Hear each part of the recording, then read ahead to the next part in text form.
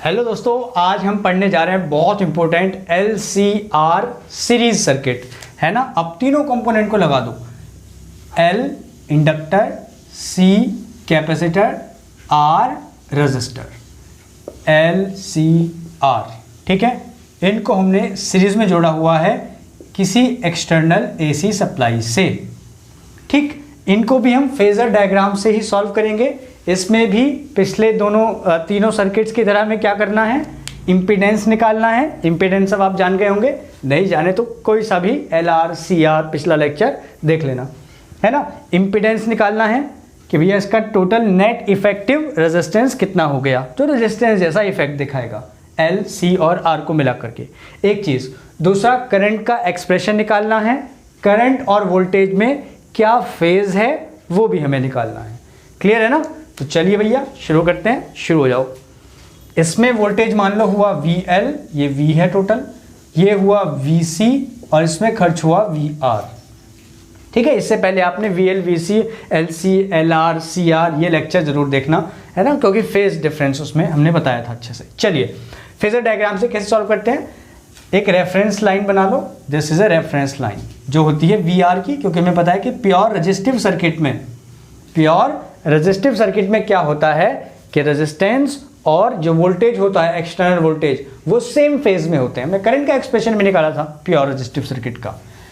L inductor में क्या करता है, करंट लैग करता है, यानी कि वोल्टेज लीड करता है। तो यहां पर वोल्टेज लीड कर रहा होगा तो लीड को हम बनाएंगे ऊपर, 90 डिग्री लीड करता है ना, π/2 लीड करता है। चलिए सर, फिर कैपेसिटर में आ जाओ। तो कैपेसिटर में क्या करता है, करंट लीड करता है और वोल्टेज π/2 लैग करता है। लैग मतलब इससे 90 डिग्री नीचे आ जाओ। क्लियर है ना, ये हमें एकदम समझ में आना चाहिए। अब देखो ये तीन वेक्टर हो रहे हैं, वेक्टर की तरह इसको जोड़ते हैं ना। VL plus VC plus R बराबर V नहीं होगा, क्योंकि हमें पता है तीनों सेम फेज में नहीं रहते। जब इसकी वैल्यू 10 है तो इसकी 2 है, इसकी 8 है और ये चेंज हो रहे हैं। क्लियर है ना। इसलिए हम इनको किरचॉफ रूल के हिसाब से सीधे सीधे ऐड नहीं कर सकते, वेक्टोरियली ऐड करते हैं फेजर अलजेब्रा के हिसाब से। अच्छा जी, एक वेक्टर ऊपर को A नीचे को B, इसको ऊपर ले जाओ तो ये नेट हो गया A माइनस B, इसमें कोई दिक्कत ही नहीं होनी चाहिए। तो इसको हमने लिख दिया VL माइनस VC। अब जो भी बड़ा हो, VC minus VL, VL minus VC। Clear है ना। और ये रहा अपना VR, ये तो समझ में आ गया हो, VL माइनस VC। बस अब इनका नेट निकाल लो, ये हो गया अपना V। तो इसको नेट कैसे निकालेंगे, फेज डिफरेंस फाई मान लो, बहुत ही आसानी से। V बराबर under root VL VR square plus VL minus VC का होल स्क्वायर। ऐसे जोड़ते हैं वेक्टर को, पैरेललोग्राम लॉ। ठीक है ना, बस हो गया। तो V बराबर अंडर रूट VR यानी कि I इंटू R का square, VL I into XL, ये सब याद होगा आपको, I इंटू XC।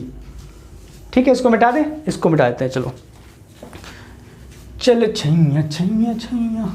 तो ये हो गया सर V बराबर I common, I square common, तो ये हो जाएगा I बाहर। अच्छा, इस V को भी लिख सकते हो, V बराबर IZ, है ना। V बराबर IZ, Z हमने बता रखा है क्या है, Z is the net effect of क्या, capacitive reactance, inductive reactance and resistance, जिसको हम क्या बोलते हैं, इम्पीडेंस। क्लियर है ना। V बराबर IR, तो AC में आप कहीं भी V बराबर IR नहीं लगाओगे, क्या लगाओगे, V बराबर IZ। अब Z डिपेंड करेगा कि उसमें क्या क्या लगा हुआ है। L और C लगा हुआ है तो XL माइनस XC, बात कर चुके हैं। C और R लगा हुआ है तो under root R square plus XC square. L और R लगा हुआ है तो under root XL square plus R square. Only R लगा हुआ है देन R, ओनली C लगा हुआ है देन XC। ठीक है ना। तो V बराबर IZ आप लिखेंगे यहाँ पर, V बराबर IR नहीं, क्योंकि यहाँ तीन कंपोनेंट होते हैं R C और L। ठीक है, I कॉमन वहां से बाहर आ गया अंडर रूट के, तो ये बचा R square plus XL minus XC का होल स्क्वायर। I से I कैंसिल, तो ये आ गया impedance, under root R square plus XL minus XC का होल स्क्वायर। क्लियर है ना। तो ये आप इस तरह से निकाल सकते हो। मैक्सिमम करंट की वैल्यू भी निकाल सकते हो। कैसे निकालेंगे, V बराबर IZ। क्लियर है ना, यहां से ही। तो V नॉट बराबर I नॉट इंटू Z। तो I नॉट यानी कि मैक्सिमम करंट कितना हो गया, V नॉट अपॉन Z ये रहा, इसको लिख सकते हो 1/ωc, इसको हो 1 ये दोनों एक जैसे लग रहे हैं सर, ωL इसको लिख सकते हो 1/ωc, ये L है ये C है। ओके सर, तो ये होता है इम्पिडेंस ट्रायंगल की हम बात कर चुके हैं तीनों में, और ये है नेट मैक्सिमम करंट V0/Z। इसका एक्सप्रेशन कैसे लिखोगे, I0 sin ωt plus minus five. What is five, तो फाइव से निकालेंगे 10 से, ये क्या था VL माइनस VC, ये क्या था VR, ये था नेट और ये था फाइव। तो बताओ 10 फाइव इनके फेज कितना हो गया करंट का, perpendicular upon base VL minus VC upon VR। I into XL, I common लेते हैं, I into XC, sorry R नहीं सही तो है, yes XL minus I into XC upon I into R, I से I कैंसिल, तो यहां से फेज अपना निकल के आता है XL minus XC upon R, this is the phase. ठीक है, this is the expression for current, phi is the phase which is given by this. ठीक है ना, छोटा सा है ये, इसमें कोई टेंशन वाली बात आपको नहीं होनी चाहिए, फेजर डायग्राम आपको क्लियर है ही।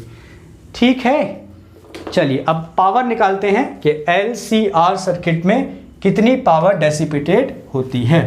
तो पावर तो हमें पता है कि भैया कैपेसिटर और रेजिस्टर तो करते नहीं, तो पावर कौन खर्च करता है, आंसर है रेजिस्टर। तो देखते हैं पावर का फॉर्मूला क्या है, P बराबर VI, V की value V0 sine omega t, I की value I0 sine omega t plus five.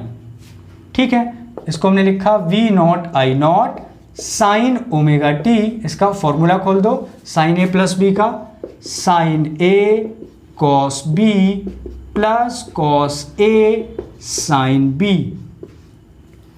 V0 into I0 multiply sine square omega t cos phi plus sine omega t cos omega t into sine phi. यहाँ पर आपको पता है 2 से divide 2 से multiply, कई बार आप कर चुके हैं इसको। तो ये हो गया V0 I0 sign square omega t cos phi plus 1/2, इसको आपने लिखा साइन 2 ओमेगा टी इंटू में साइन फाइव। ये हो गई power which is dependent upon time. तो आप एवरेज पावर निकाल सकते हो, P एवरेज। तो V0 I0 constant, average of sine square omega t cos five तो कांस्टेंट है, प्लस हाफ कांस्टेंट है, average of sine 2 omega t into sine five भी कांस्टेंट है ना। ये फुल साइकिल के लिए हम कर रहे हैं, फुल साइकिल के लिए हमें इनकी एवरेज वैल्यू पता है। अगर हाफ साइकिल के लिए पूछता है, 1/4 साइकिल के लिए एवरेज पावर पूछता है, तब आपको इंटीग्रल का सहारा लेना पड़ेगा। और हमें याद है formula P into D T upon integral of D T, तब आप एवरेज पावर इस तरह से निकालते हो। टाइम देख लेना कहाँ से, फुल साइकिल के लिए 0 to t, हाफ के लिए 0 to t/2 है ना। ये पावर का एक्सप्रेशन आपको यहाँ रख के इंटीग्रेशन करना है। ठीक है, ये बोर्ड में तो नहीं आएगा, कॉम्पिटेटिव में अगर पूछा जाए कि हाफ साइकिल के लिए बताओ, इसके लिए बताओ, तो ये आप इस तरह से कर सकते हैं ना, ये वाला फॉर्मूला यहाँ रख देना। ठीक, चलिए सर, तो P एवरेज पावर कितना हो गया, V0 I0 साइन स्क्वायर की वैल्यू आपको पता है, एवरेज 1/2 हम निकाल चुके हैं, बता भी चुके हैं, cos five sine 2 omega T की 0, तो ये पूरा टर्म हो गया 0। तो यहाँ से हमें मिला एवरेज पावर, इसको देखो फिर से ना, याद होगा सब, ये 2 को लिखेंगे √2 इंटू √2, वो क्यों लिखेंगे वो भी हमें पता है क्योंकि हम कर चुके हैं। ये कॉस फाइव, इसको नोट करो, स्क्रीनशॉट खींचो फटाफट या नोट करो पॉज करके, फिर आगे बढ़ते हैं, मिटाएं इसको। चलिए सर, तो हाँ, तो ये हुआ average power V0 upon √2 VRMS, I0 upon √2 IRMS into cos five. तो ये एक्चुअल में एक्चुअल पावर ये होती है VRMS into IRMS into cos phi. This cos phi is very important and known as power factor. यही हमें actual में phase के बारे में बताता है, पावर फैक्टर। देखो अब इससे ही हम तीनों सर्किट की पावर का पता लगा लेंगे। अगर सर्किट प्योर रेजिस्टिव है, उसमें खाली रेजिस्टेंस है, तो क्या होगा, फेज सेम होगा, यानी कि फेज डिफरेंस हो गया 0। There is no phase difference, है ना भाई। प्योर रेजिस्टिव में सेम फेज में चलता था ना, याद है ना। तो कॉस 0 1 होता है, तो एवरेज पावर कितना आ गया, V R M S into I R M S. और याद करो प्योर रेजिस्टिव में यही तो आया था। अच्छा, अगर प्योर कैपेसिटिव हो या प्योर इंडक्टिव भी हो तब भी हमें पता है कि दोनों केसेस में π/2 फेज डिफरेंस होता है, प्लस माइनस π/2। और cos प्लस π/2 हो या cos माइनस π/2 कितना होता है? 0। तो आंसर कितना आ गया एवरेज पावर का? 0। तो ये बहुत इंपॉर्टेंट है, इस पावर फैक्टर से हम बता सकते हैं सर्किट के बारे में और पुराने फॉर्मूले भी यहाँ से निकाल सकते हैं। ठीक है, समझ में आ गया। तो पावर हमने देख सीखा यहाँ पर कितना खर्च होता है, एक्चुअल में पावर इतनी होती है। और इसको V R M S into I R M S को एपरेंट पावर भी कहते हैं, है ना। लगता तो ऐसे है कि P बराबर वी आई होगा, लेकिन एक्चुअल में कॉस्ट फाई और होता है। तो एपरेंट पावर भी अगर पूछे तो बता देना ये होती है V R M S into I R M S. दिख रहा है यहाँ तक? एक बार चेक कर लेते हैं। बोल तो वैसे मैंने दिया, दिख रहा है, ठीक है। Apparent power V R M S into I R M S. Actual power क्या हुई? Apparent power into power factor. Okay, power factor क्या इंपॉर्टेंस है आपको पता लगी गया। ठीक है, तो इस पर हम सवाल का अलग से हम पूरा एक क्वेश्चन ही क्वेश्चन वाला एक वीडियो अलग से डालेंगे।